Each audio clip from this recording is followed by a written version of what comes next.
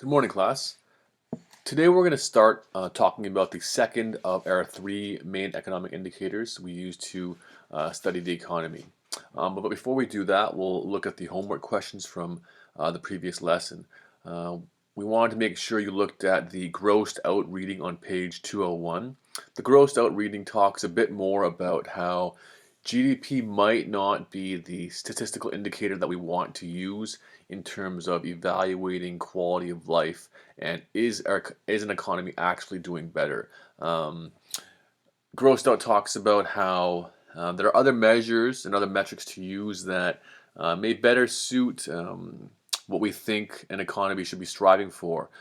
Talking about um, progress, talking about is crime going up, what's happening to pollution, the family, resources, marriages, all those kinds of things which GDP doesn't often look at or can't really look at based on what it values. So be sure that you look at that grossed out reading again, and if you have already, check out your homework. GPI measures lots of things that are good, but also does not look at some things that maybe GDP is useful for. Let's make sure that we take a look at the grossed out. The other homework here, just take a look at it and make sure you have the right answers. If you have any questions that are specific to a specific questions, please send me a message and I will get to that in another video, or I'll get to that online responding directly to you. Today we're going to cover employment. The second indicator, our first indicator we did was GDP and output. Our third indicator is going to be CPI and inflation. But today we'll focus on employment. So today we're going to evaluate how are we going to use employment rates or unemployment rates as a statistic, how to calculate it, understand what it is, the different types of employment or unemployment. And I want you to be able to do the calculations, understand what kinds of unemployment are problematic, what kinds are more natural, and obviously finish the homework and review of the lesson material. So, what is the unemployment rate? Fairly simply, it is how much of the labor force is not working at any given point in time. So you want to understand what is exactly the labor force and what is the number of unemployed. And so to first go about this, we need to understand who is this labor force that we're talking about. Am I part of the labor force? Yes, I am. And you might question, are you part of the labor force? All of you are students, so does that mean you are part of the labor force? Some of you, yes, and some of you, no. So if you take a look at that definition, it says people who are either employed or who are willing and able and seeking work. So, one, if you have a job, you are part of the labor force. You are working, and so you are employed, and so you will be counted as an employed worker, as someone who is part of the labor force.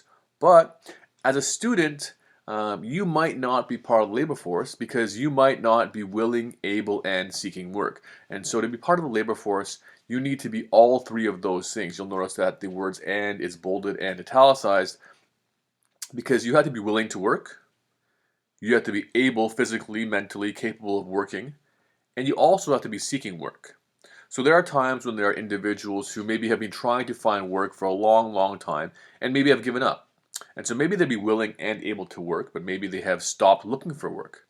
There are other individuals who are wanting to work and would love to try to work, but they are physically incapable of doing certain work. So they are also maybe not part of the labor force. And others who are willing, right? Some of you might theoretically want a job, but are not willing to forego schooling to get a job. And so maybe you're unwilling to do the work or willing to be part of that labor force. And so it's very important to understand that some people are not actually part of the labor force, and so they don't have jobs, but they are not going to contribute to the unemployment rate.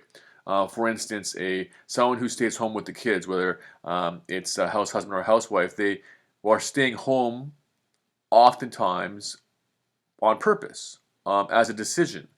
Someone not willing to do work because they choose to stay home to take care of kids, right? Others who maybe have been left lots of money and who do not need to work as a job, will just do hobbies, do whatever else they might do. They are also not willing or maybe not seeking work, and so they are not part of the contributions to the unemployed number. So if that's what the labor force is, we have to look at how many people of the labor force are unemployed.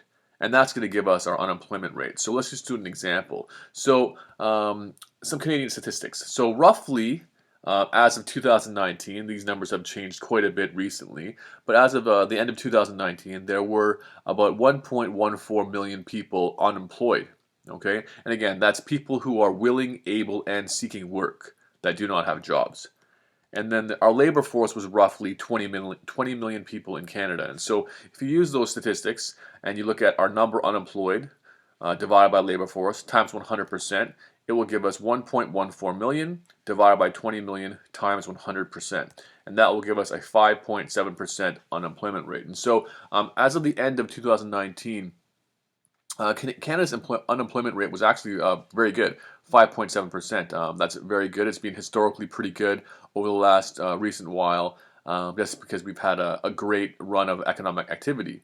But as we all know, we're encountering COVID-19, the coronavirus, and so these numbers are changing daily, but recent things that I've read, it shows that because of COVID-19, 150,000 EI claims, employment insurance claims, have been processed, have already been granted, had already been looked at, and there have been over 1 million applications for EI. So let's go back a slide and look at, there were 1.14 million unemployed people in Canada that were part of the labor force. And just in this short amount of time, there have been over 1 million employment insurance applications. And so by the end of all this, we're talking about a potential doubling of our unemployment rate coming out the other side of this crisis. And so when we think about how many people that impacts, we take a think about how many industries that's going to matter for, how many families that will deal with. We're talking about GDP, the economy, efficiency, welfare, standard of living, production, et cetera, et cetera, et cetera. We're talking about a massive, massive impact to our entire country because of this. And so hopefully that will put in perspective really how devastating this crisis may be to us economically, as well as to individuals health-wise. People are passing away, people are under intensive care, our medical workers are working around the clock right now. And so be very cognizant of when you're reading articles in the news about this crisis. I want you to understand, what are these numbers actually saying, and what do they really mean in the grand scheme of Canada? Some people a month ago would have thought, oh, this is nothing, but we're already at massive, massive numbers of people losing their jobs, massive, massive numbers of people passing away. And so this is not something to look lightly at. So going on. The question is, like we did with GDP, we're trying to evaluate the actual value of the unemployment rate as a measure. So it's not 100% accurate, obviously, to track every single one of our millions of population is not going to be 100% accurate, but it's not bad.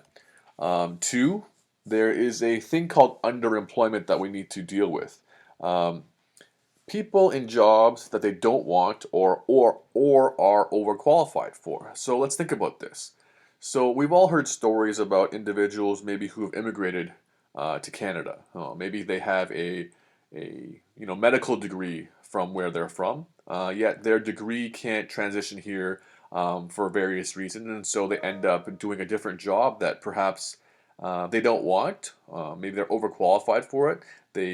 They could be doing something that's far more beneficial to our society. Yet they are not unemployed. Perhaps they are driving a taxi. Perhaps they are opening up a small shop, right? They have jobs, they are employed, so they are not listed in the statistic that says that things aren't going so well. Yet they are not happy and they are not contributing as much as they potentially could. I'll give you an example. I have a cousin, they moved here from Korea, and so the father was actually a surgeon in Korea. And so when they came here, well, they had a good amount of money, but he couldn't bring his medical degree here unless he had to do some more qualifications. But he ended up working a construction job. In the end of it, he actually went back to Korea. The rest of his family stayed here, and he just sent money over for them, right? So those kinds of things happen all the time. And so underemployment is not a statistic that's included in unemployment rate. The next one is people being underutilized, right? So people aren't being used to their fullest capacity, right? People have jobs, but maybe they're not doing and reaching their potential. Maybe they are not reaching their production possibilities, right? So that's not tracked in the unemployment rate. Our unemployment rate is not going to say this person's underutilized, this person's not being used to their fullest. And so, again, it's not a 100% accurate measure in that sense either. The next one's partial employment. So all of you who might have jobs have part-time jobs. They're not full-time jobs. They are jobs that have you working, maybe 15 hours a week, 10 hours a week, 4 hours a week, who knows. So you are still an employed member of the labor force. And so you are propping up the statistic, yet you only work 4 hours a week, right? So if you're working part-time and someone else is working part-time, both of you are working 20 hours a week. That's equivalent of one full-time job, yet two people are listed as employed and are not part of the unemployment rate statistics. So you could have 1 million people that want full-time jobs but only have part-time jobs, and that's not going to be listed, or that's not going to be reflected in the unemployment rate. So that's something also to think about, as in terms of, is this statistic actually a good measure? So the next point I want to make out is full employment does not mean there are 0 people unemployed.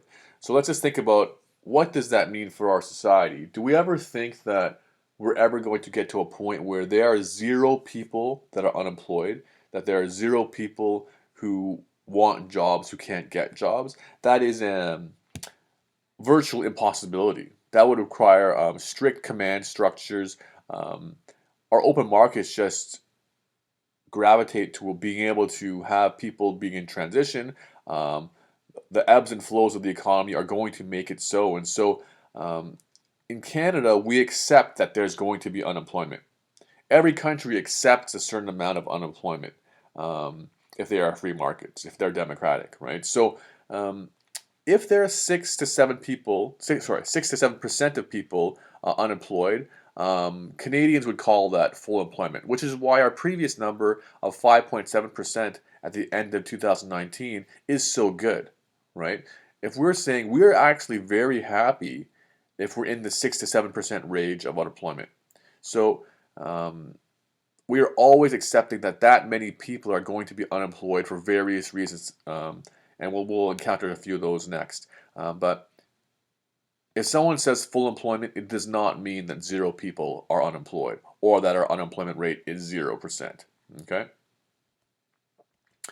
So how do we become unemployed? Or what causes our unemployment? And so you can go to page 204 just to take a look at what might cause someone's unemployment. So the first one we're going to look at is structural.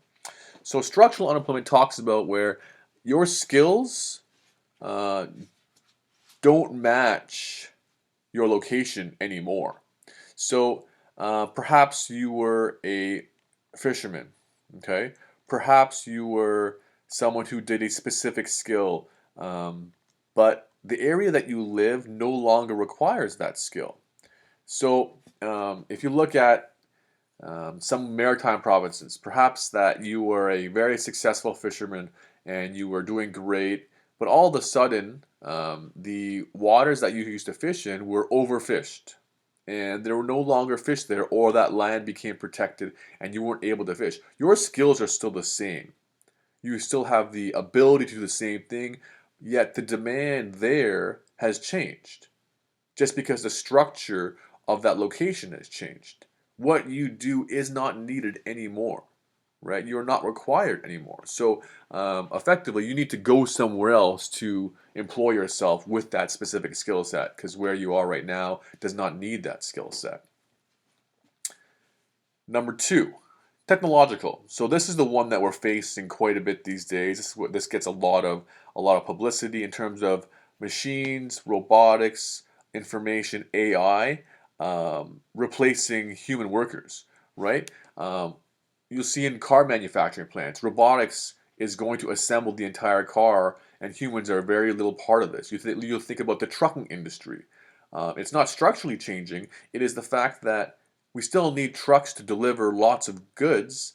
Yet now, if we get AI driving trucks, those truck drivers are no longer needed. So technology is replacing individuals um, to save costs, to be more safe, for whatever the reasons. It's going to reduce the demand for those specific human workers, even though the need for that skill still exists. That skill is just being replaced by an individual by an AI or by a robot or by some form of technology.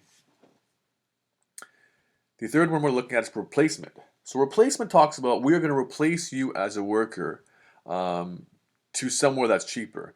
So we look at replacing and moving work overseas to China or into Mexico or into Bangladesh because the labor in those markets is far cheaper than here. And so, strange as it may seem, a company here may decide to move all the production facilities, let's say in India.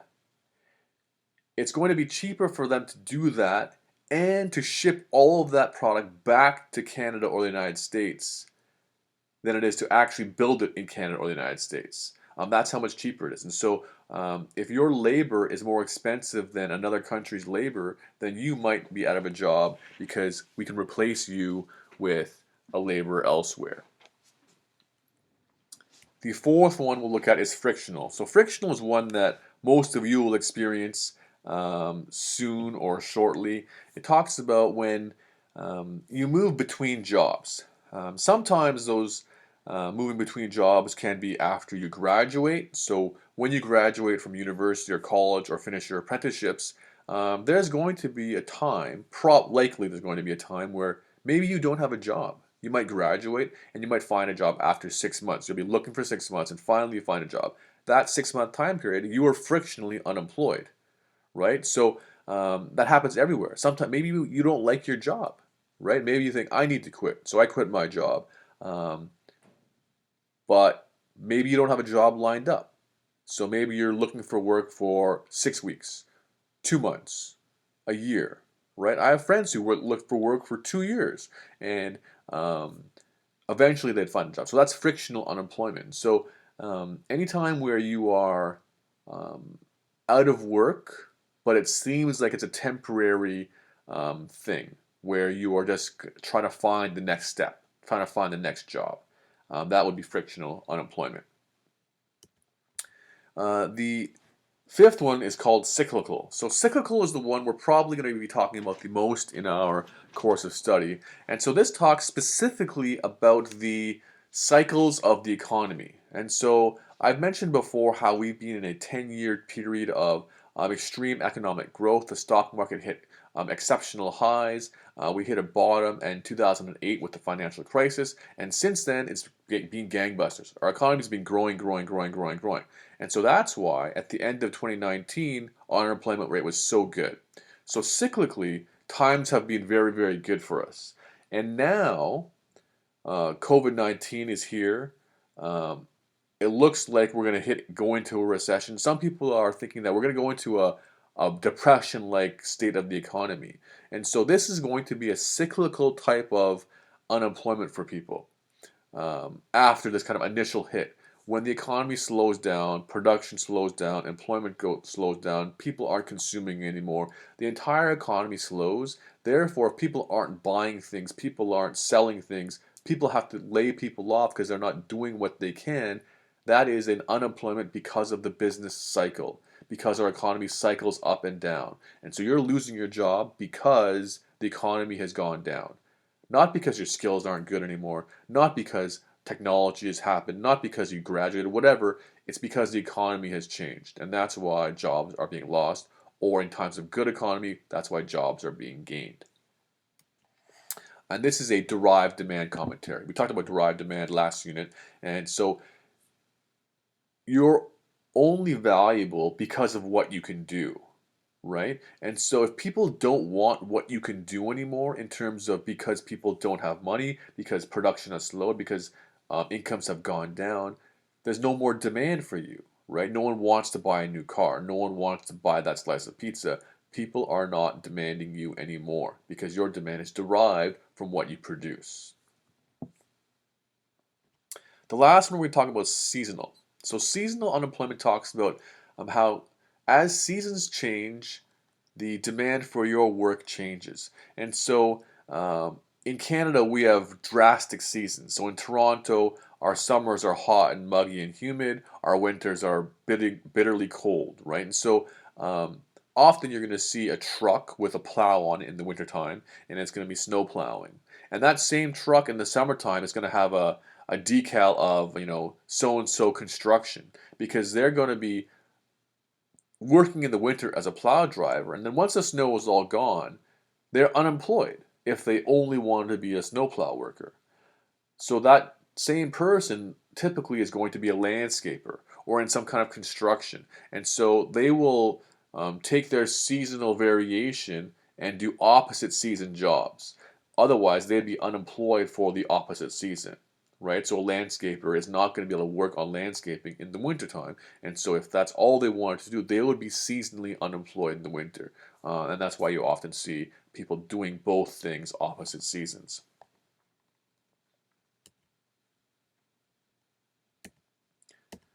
So back to the implications of unemployment. So we talked a little bit, very, very briefly, about what's happening right now with COVID and how unemployment rates are going to be going up. That's a definite. That's happening right now. And so what's happening if that does happen, when that does happen? Um, GDP is going down. Gross domestic product is shrinking. Like all these stores are closed. All these restaurants are barely staying afloat. All these companies have stopped production, right? What our country is producing is going down. Some companies are producing more, but the vast majority of companies are producing far, far, far less. That's decreased output and production, same idea. EI and welfare spending is going up. Like we said, there will have been over 1 million EI claims to our government, right? This means payouts from the government to individuals because they've lost their jobs, right? So that's a burden on our governmental wealth system, right? Our tax dollars go into these things, our EI dollars go into these big pools of money, right? And so when EI claims go up, that money goes out. Standard of livings go down. Obviously, if someone loses their job, standard of living goes down, right? If you're in a family and there's two income earners, maybe one income earner keeps their job, one income earner loses their job. That family is still losing wealth. That family is still going down in standard of living. Maybe they've cut their income in half for that family. Of course, standard of living will go down. Leakage of human capital. This is an interesting one. So when you think about human capital, when you think of something called the brain drain, like this is my brother is a good case in point. My brother's a doctor. He's not in Canada though. He works in the United States. He makes a significant more amount of money in the United States than he would in Canada. He'd still be very well off in Canada, but that's an example of a leakage of human capital, right? But if there's high unemployment in Canada, so this is not his scenario, but if there's a high unemployment in Canada and your job and you're a skilled worker and you can't find a job here, you're going to leave, right? Before I became a teacher at King's, I considered going to the UK to teach. I considered going to Korea to teach. Um, if you can't find a job, you need to work, and so you're willing to leave, and you're the human capital of our nation that has invested money into you, into us. You might leave the country, and that's an investment that Canada does not want to lose if you leave, right? So that's human capital leaving a country. Degradation of skills. Degradation of skills talks about when you are um, a skilled worker or good at something, right? If you stop doing that thing, those skills are going to go down. That's inevitable. Um, if you're an athlete, right? If you don't train anymore, if you don't play, like right now, all these sports are stopped. People wonder if sports suddenly come back, what's the skill level? How many of these athletes are still training, still honing their skills? Some people talk about, well, there's going to be a need for a 1 week training camp again, right? So um, your skills will go down if you don't work, right? That's the bottom line. And then ultimately increase crime, right? If your standard of living has gone down so much where you can't afford food, if your standard of living has gone down where you need to do something to get the next meal, right? Crime rates will potentially go up, right? If you see no hope you might choose a path that you normally would not have chosen. Um, and so these are all impacts of high unemployment or unemployment rates that are too um, out of whack for our economy. So that's our lesson on the employment rate or unemployment rate. So please remember to send me messages with questions. Please go over this video as often as you need to. All right, thank you.